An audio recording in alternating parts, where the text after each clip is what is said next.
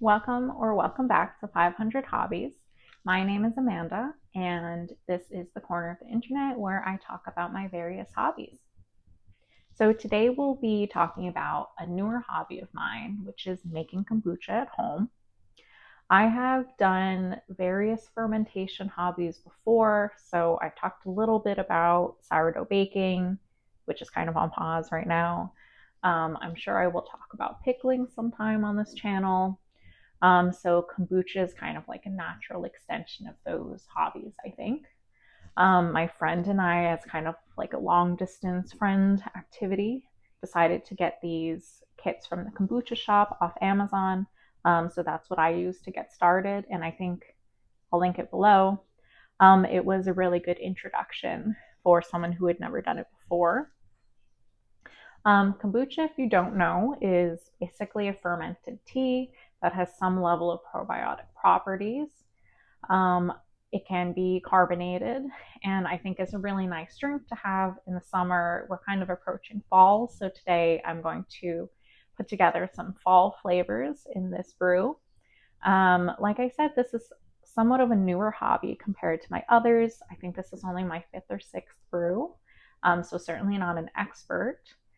So if you are interested in getting into this hobby, I really recommend like the kit from the kombucha shop was great, but also just doing a lot of reading online. There's lots of resources. And kombucha, you do have to be careful. I think it is somewhat more likely that you'll poison yourself doing kombucha than maybe sourdough or something like that. Or at least it's more obvious, is what I've read. But so far, we have been able to avoid that. So that's good. So in general, we have about 5 steps when we're talking about home brewing kombucha. So first, you need a kombucha starter. So mine came in a little baggie from the kombucha shop, but you can also go to any store that sells kombucha. Basically, as I understand it, the concept is you need a little bit of kombucha to make more kombucha, kind of like making yogurt if you've ever done that. So if you go to the store to get your starter, my understanding is you want to pick something that's a pretty neutral flavor, so not something that's already been infused with fruits or something like that. Ginger is a really good flavor, is from what I've heard. Again, this wasn't the process that I went through, but that's just what I've read. And so you brew a pot of really sweet tea to mix your starter with. You let that sit for about a week in what we call F1 or fermentation 1, and you want to put it somewhere, according to my kit, that is kind of cool and dark but has airflow, which is super important to not poisoning yourself, because if you don't allow airflow, it's really easy for mold to grow, which I think luckily from the pictures I've seen does seem pretty obvious. So hopefully you won't poison yourself that way. So you can see what I've done is I keep my kombucha up there, and I just put this little like foam thing to make sure the cabinet stays open. And so far that seems like good enough airflow um, for the kit. So I have done fermentation 1 already. It's been sitting for about a week. When you're brewing your sweet tea, you want to pick something that's pretty neutral as well in terms of not being infused with flavors. So I typically try and do just a straight up black tea. I did oolong, I think, in the last brew. I would like to try green tea. So maybe we'll do that next.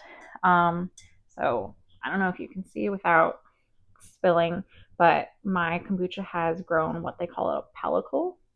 And that's basically the product of your starter drinking up and eating all the sugar in your sweet tea. And it's kind of like the byproduct. So seeing something like that does make me feel good about the fermentation process. So what I'm going to do is just I siphon out some and I give it a taste.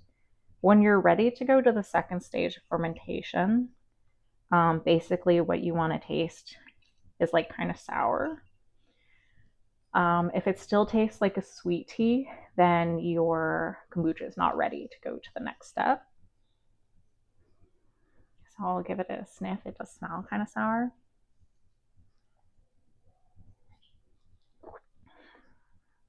Yeah, and that's ready to go. When you're first starting out, my kit came with a bunch of pH strips. I would recommend using those just as you're kind of getting a feel for it. At this point, I feel like I've brewed enough times. I kind of know what it's supposed to taste like. And I don't know where my pH strips are, so I'm not going to do that today. Yeah, so at this point, after the first fermentation stage, your kombucha is fine to drink if you don't want to infuse any more flavors or try and get any carbonation. But I do want to do those things. So basically what I'm going to do is today I've decided to make some ginger and apple flavored kombucha. So I have these swing top bottles basically that I've reused from ginger beer from Trader Joe's. And I'm going to put little pieces of fruit in those bottles, fill it up maybe 75 to 80% of the way with kombucha. Cap those on, and then they're going to do the second stage of fermentation, which according to the kit is typically 2 to 4 days. And that'll help it build up some carbonation and infuse those flavors in there.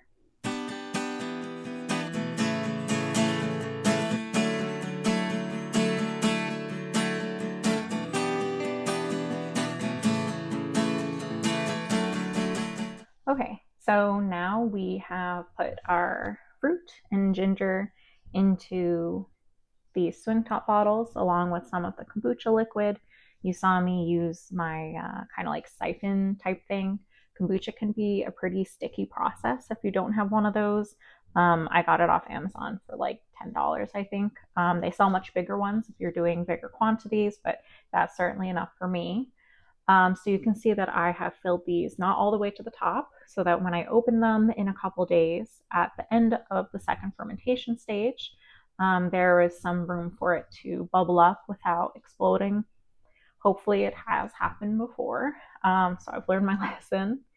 Apart from these two bottles, I have also put some of the liquid in with my pellicle into this glass container, which I'm just going to cover up with a cotton cloth so it can still breathe. And this will be my starter for the next batch of kombucha I'll make. So you can see that I put in quite a bit of starter liquid. That is partially because I don't have enough bottles to bottle more kombucha. And you can do them in like any container, like pasta jars or something like that. My friend did that for a little bit because she didn't have swing top bottles, and it doesn't seem to be the most effective in terms of carbonation. Another thing is I put in a lot of starter liquid here so that it can kind of like live for maybe a month or so before I need to brew again, just because we personally don't go through that much kombucha in the house. Yeah, so I'll just label these here. And I'm going to put them up in that air-flowed cabinet. I'll admit I started doing this after watching The Bear, so I'll just say apple and then today's date.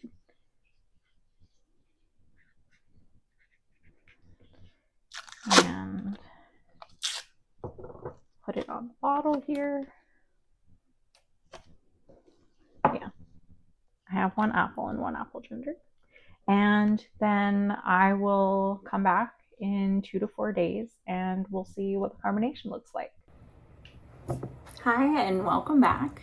We are now on day 4 of the second stage of fermentation, and it looks like we're ready to open up the kombucha and see how the carbonation developed. So you can see in the bottle there are some little bubbles at the top here.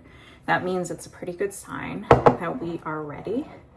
So let's take a look.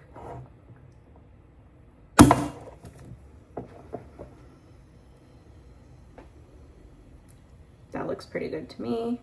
And you can see that there are more bubbles forming here, which shows that the carbonation developed pretty well.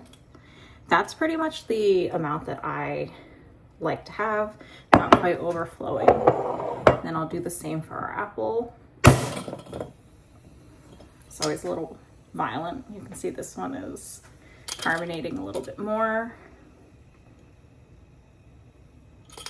So now that these are all set and done with their fermentation stage, I am going to stick them in the fridge. That basically slows down or stops the fermentation from happening so that carbonation doesn't continue to build. And then we're ready to drink.